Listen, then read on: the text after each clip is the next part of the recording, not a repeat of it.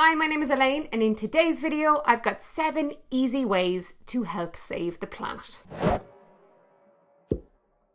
There's been a lot of talk recently about the impact that humans are having on this planet.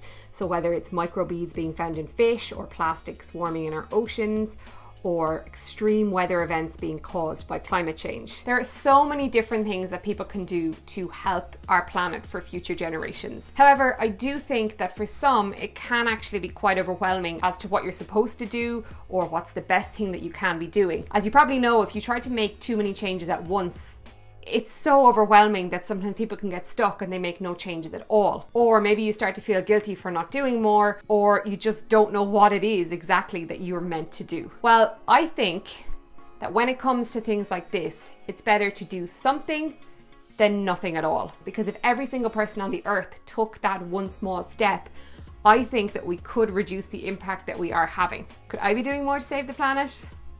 Yes. 100% yes. There is so many more things that I could be doing that I'm not doing. However, there's so many things that I am doing that other people aren't doing. And I feel that at this point in my life, for the amount of money I have and the amount of time that I have that I can dedicate to this, I think I'm doing my best. And I think that's all anyone should aim to when it comes to trying to be more environmentally and eco-friendly. And if you're in the same boat as me and you're doing something, bravo and thank you. But if you're watching this video and you've no idea where to begin, I just wanted to give you 7 really easy things that you can do. You can do them all. You can do one of them. I'm not going to say you can do none of them because I would like you to do at least one of them and let me know in the comments which one you're planning on doing. But for the most part, they are cost effective, they are cheap to do. Some of them require no cost whatsoever, but they definitely will make an impact to the planet and just preserve it for future generations, which I think is what everybody wants. I'm also going to be honest, I probably should have done this on Earth Day, which I think was a month or 2 months ago, but I didn't. I just thought of the idea this week and well, here we are. So the first thing, you probably see these all over the place, but it's to get yourself a keep cup or a reusable water bottle or both. And again, if you have seen these all over the place, you probably think, well, you know, what's one coffee cup here or there? But if just say you're having 3 coffees a week and twice a week you go to the gym and you buy a bottle of water on the way, that's 5 things that are going into recycling that you can prevent. So over the 52 weeks of the year, if you had a reusable water bottle and a reusable coffee cup, that is 2 products that are being used instead of, I don't know, 5 by 50, no idea what the math is. I'll stick it here.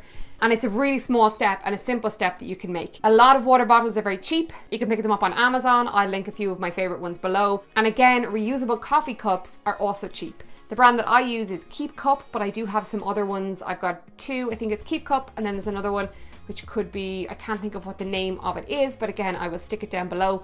But I have a couple of different Keep Cup type arrangements, 1 in work, 2 at home, so I always have one with me wherever I go. When I got mine, I got plastic reusable drinking cups. But then I saw that you can also get glass ones. And for this video, I wanted to look into the idea of to see, is it better to get glass ones or is it better to get plastic ones?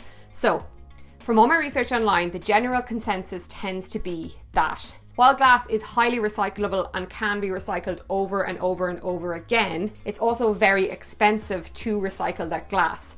Not only that, the cost of transporting glass is more expensive than the cost of transporting plastic because glass is heavier. Then when you look at plastic requires less materials to make it. It's also widely recycled. It is cheaper to transport. However, the more you recycle something that's plastic, it tends to lose its integrity the more times it's recycled. But it can be downgraded and used for other things like maybe carpet fibers or clothing or other fibers. The problem with plastic is that a lot of the time, plastic ends up in landfills or ends up in our oceans. So when you look at both, when you look at glass and you look at plastic, the verdict seems to be that neither is all good and neither is all bad. So whichever one you choose, use it for as long as possible until it breaks and then recycle it. So that is my first tip. My second one then is to use public transport or to walk where possible. There's actually loads you can do with this. There's public transport, there's walking, there's also cycling. You could rollerblade, you could roller skate, you could get an electric scooter. Just do something besides using your car. In Dublin, there is a huge traffic congestion problem. As the city expands and becomes more affluent, more and more people are moving to the city, which is putting pressure on so many different services, in particular our roads. And oftentimes, and for most part, it is a single person driving a car in and out to work. And there are hundreds and hundreds of them doing that every single day. I, on the other hand, get the bus. And if you look at a bus, if you just think about the bus, so just say you fit, I don't know, you can fit 64 people on the bus. That is 64 people sitting in one mode of transport. If all of those 64 people were to just drive individually in their cars, think of the amount of mayhem that would be on that particular route that is currently serviced by the bus. Not only from a traffic point of view it was bad, but also just from the fumes and gases that cars emit. That's 64 different vehicles emitting all of that pollution into the air. Now, if those 64 people decide, like me, to get on the bus, that is one vehicle which is on that route, which first of all cuts down on the traffic, but then it is one vehicle emitting all of that CO2, I think, all that gross stuff into the air. Admittedly, yes, a bus probably produces more pollution than, we'll say, a car, but I do think that a bus carrying 64 people is going to produce less pollution than 64 people driving an individual car on the same route. So where possible, use public transport. I used to walk to work and that was even better, but where I live now, I have to get the bus. Also, I have to make a disclaimer with this that I don't have the ability to drive and I don't have a car. So for me, public transport is kind of my only option, and I do see why people might choose to drive because of the convenience factor to it. And also, there are some areas that aren't serviced by public transport, which, if that is the case, okay, try and think of another alternative method to use. However, if there's public transport on your route and you can get to work easily enough using that public transport, please use it, don't drive or walk or get an electric scooter. My third one then is try your best to cut down on food waste using a shopping list. So I went online and I looked up a couple of statistics relating to food waste, in particular food waste and Irish food waste. So in Ireland, 1 million tonnes of food waste is produced every single year. And about 1/3 of that comes from households.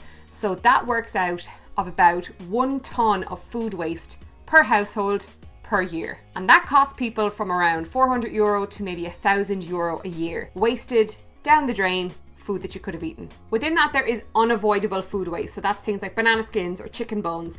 And that accounts for 20% of that tonne of waste. Another 20% is for somewhat unavoidable food waste. So that's things like bread crusts or potato skins, or maybe, part of the broccoli you don't use. Technically, if you wanted to be good about it, you could put a lot of those bits of those vegetables in and maybe make a stew or a stock, or repurpose them in a different way. And then the other 60% is avoidable food waste. So that's just food that was gone off, food that you just didn't get to eat, leftovers that you didn't want, plate scrapings, etc. I'm not going to say that I never waste food, because I do.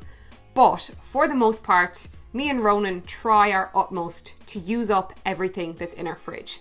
So we got ourselves a really decent fridge when we moved into our house, so that it was up at eye level, that you could see into it. So there was never going to be a case that the fridge was down so low that you were digging in at the back and you forgot about food in the back of it. Also, what we do every week is that we sit down, we write out what we're going to eat for the full week, and then we go make a shopping list, go to the shop, buy just those ingredients and fill our fridge. We tend to make this plan on a Friday, and the reason that we choose Friday is that it gives us more flexibility when it comes to the weekend, and we can change up our plans or we can decide what we want to eat then. Midweek we tend to eat similar things, so it's much easier to plan then. But on a Friday, our fridge is so glorious, so filled with food, so amazing. And then by the following Friday, it's like a student fridge. There's nothing in it.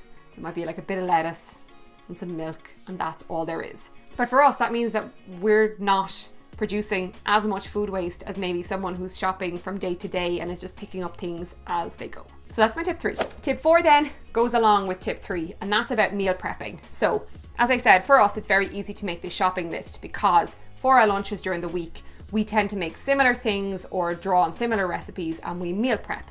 So for a lot of our meals, they're already prepped. This again helps to cut down on food waste. This is cheaper because you're not buying food out in a shop every single day, and it's also healthier because you know what's going into the food that you're eating. The reason that I want people to do this is not only to cut down on food waste, but more so that when you go into a shop to buy a convenience food like a sandwich or a salad, it tends to come in a single-use plastic. And where does that single-use plastic end up? tends to end up in regular rubbish. So when you meal prep and when you bring things in your own plastic containers, your own glass containers, or whatever you choose, you are cutting down on putting single-use plastics and other plastics into landfill. My fifth one then is paperless billing. So if you have to pay any bills, try and see if you can get them online. It is so rare that a bill would ever come in through our door. I think it's only our bank that sends us stuff. And I probably should just change that to e-billing. But for everything else, for our internet, for our bins, for our insurance, for our gas, for our electricity, it is all done online. The only downfall to doing this is that suppose when a bill comes in the door, you're looking at it and you're keeping an eye on it more. So when it's online, you have to remind yourself to go in and check the bill. But most companies will send you an email and say there's a new bill waiting for you. So you can just go in, click and look at that. So where possible, go paperless. My sixth one then is about washing clothes. So I don't wash my clothes every single time I wear them. I know people that do, but for the most part, people are the same as me. I tend to do the sniff test and the look test. So if it looks clean, that's past test 1. And then if I sniff it and it smells fine, it's tends to just be worn again. I may wear some items 2, 3, 4 times before washing them, other items maybe once or twice. Obviously underwear I wash all the time and socks and things like that. But for things like t-shirts, if I haven't got a stain on it and it doesn't smell bad, I will just wear it again. A way to help this is that if you always hang up your clothes and put your clothes away when you get in from work or when you're getting into your pajamas. So at least then your clothes aren't on the floor and there is a less chance of them getting dirty. But going along with this as well is that if you do have to wash your clothes, don't use a tumble dryer. Dry them outside if you have an outdoor space. We have a gorgeous garden and we got a really nice washing line set up in it. But even before that in our apartment, we used to dry things on clothes racks. And even before I had that washing line, which took about 8 months to get, I used to put a clothes horse out on the patio and dry the clothes that way. So where possible, reduce your washing. And then my final 7th tip is about reusable shopping bags. So in Ireland on the 4th of March 2002, they introduced a shopping bag levy. So that was on plastic bags. And the reason they did that was that people in Ireland were using way too many plastic bags and they were being given out free by supermarkets. So they wanted to change consumer behaviour and they did it by charging for the bags. And it was found to be so successful, it had an immediate effect on consumer behaviour. And overnight, per capita usage of plastic bags dropped from 328 to 21 bags. And the current plastic bag levy in Ireland is 22 cents. It's rare that you will find a place that does those 22-cent bags. Usually they do these bags for life, which are a lot bigger and tend to be over 70 cents. And when it first started, it was hard for me to remember to bring bags. So I actually have so many of those bags for life. They're plastic bags, they're 70 cents. Yes, they're durable, but I have so many of them in my house. So now I remember to bring them. And if you want to start doing this and you're having trouble remembering the plastic bags, make sure that you keep 1 or 2 in your handbag, keep them in like a school bag, keep a load in the car. Ronan has a part in the boot, which is like a hidden part of the boot, and he has loads of plastic bags and a plastic box in that for doing the groceries. And bit by bit, you will remember. Now it's just a habit. When I'm going to the grocery shop, I'm like, where are the plastic bags? And away I go. And that is another way of cutting down on having plastic bags in landfill and in our oceans, and therefore helping the environment. And that is it for today's video. This is one topic that I'm really passionate about and it's something that I'm really trying to do. And I do think that a lot of people that I know are also trying to create a better impact on our earth. So if there's anything that you can do, just pick one of these, try it out, see how you get on, and then gradually you can add in more and more until you become more environmentally friendly. Because as I said, I believe it's better to do one small thing than to do nothing at all. And that is it for today's video. If you liked this video, please give it a big thumbs up. It really helps out my channel a lot. If you'd like to see more from me, please click the subscribe button. You can also follow me on all my social media links.